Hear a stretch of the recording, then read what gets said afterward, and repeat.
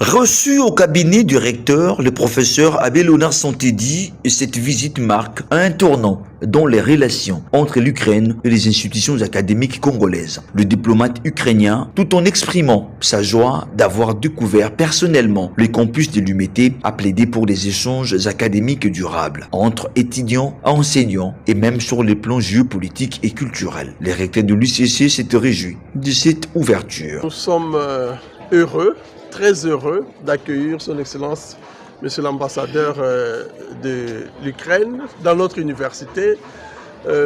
Son souci rencontre aussi nos priorités, l'ouverture, l'échange de contacts, mais aussi mettre en place une coopération entre les universités ukrainiennes et l'Université catholique du Congo. Nous avons beaucoup apprécié. Ce serait pour nous l'occasion de mieux connaître la culture, de mieux nous ouvrir aussi à l'expérience de ces grands pays, du point de vue de la médecine. Nous avons une faculté de médecine, de la géopolitique, de la philosophie, du droit.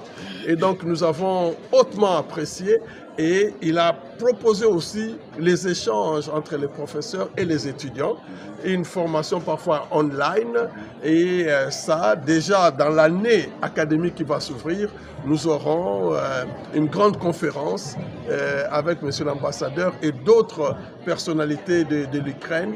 Et pour nous, cette ouverture, ça fait partie des axes prioritaires de formation de nos jeunes. L'université appelle à l'ouverture à l'universel, et là, dans les différents domaines.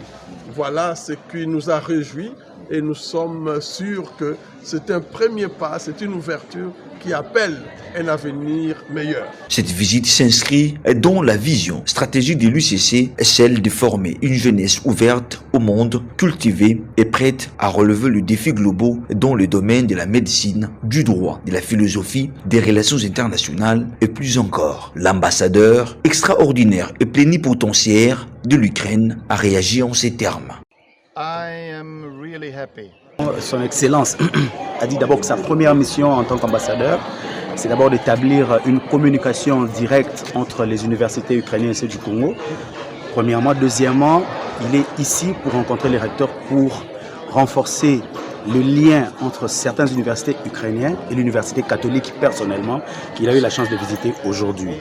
Et aussi, il le souhaiterait que ce qui a commencé ne s'arrête pas, mais aussi qu'il y ait beaucoup plus tard, dans beaucoup d'autres domaines, les échanges entre les étudiants, entre les professeurs, entre même la politique. Il veut faire connaître l'Ukraine dans nos universités, dans nos facultés et dans nos milieux étudiantins du pays. Very confidently into the future of our cooperation. Merci beaucoup. Signalons par ailleurs que c'est pour la première fois l'ambassade de l'Ukraine ouvre officiellement ses portes ici en RDC. Vassil Amianin a présenté sa lettre de créance au président de la République Félix Antoine Tshisekedi Tshilombo le 10 avril dernier.